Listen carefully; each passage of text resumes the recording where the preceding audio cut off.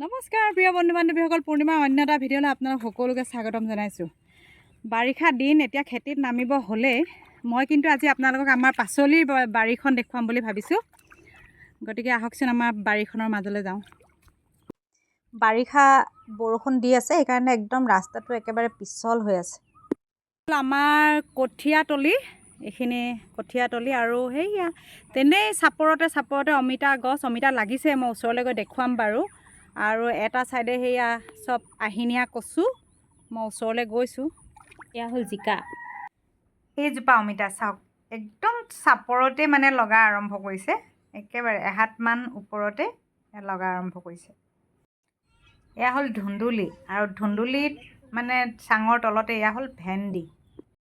এইবিলাক অকণি অকণি বেঙেনা বহুত লাগে, কিন্তু বহুত টেষ্টিও। এইফালে এটা সৰুকৈ পুখুৰী, এতিয়া বৰষুণ দি থকাৰ কাৰণে একদম পানী পূৰা ভৰ্তি হৈ আছে।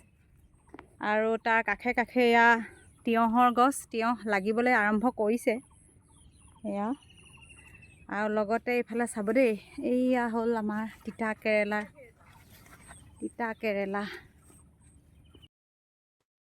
মাত্ৰ দুজোপা গছ, এই দুইজোপা গছতে তিতা কেৰেলা এনেকৈ লাগিছে। ইয়াত কোনো সাৰ চাৰ আচলতে প্ৰয়োগ কৰাও হোৱা নাই, তথাপিও মানে বহুত লাগিছে।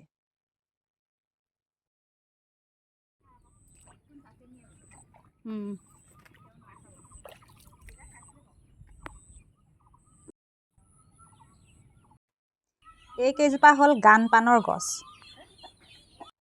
আৰু আমাৰ বাৰীখনৰ বডিগাৰ্ড এইকেইটা। আপোনালোকৰ ফালে বাৰী পাতিলে এনেকুৱা ধৰণৰ বডিগাৰ্ড ৰাখে নাই ক'ব হা।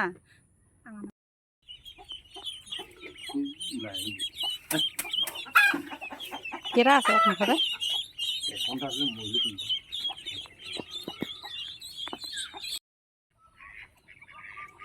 বন্ধু বান্ধৱীসকল, এইজনেই হ'ল সেইজন বিশেষ ব্যক্তি, যিজন ব্যক্তিয়ে এই গোটেই বাৰীখন ইমান সুন্দৰকৈ সজাই পৰাই তুলিছে। তেখেত হ'ল মোৰ সৰু ভাইটি, মানে মোৰ মানুহজনৰ সৰু ভায়েক প্ৰশান্ত ৰাজখোৱা।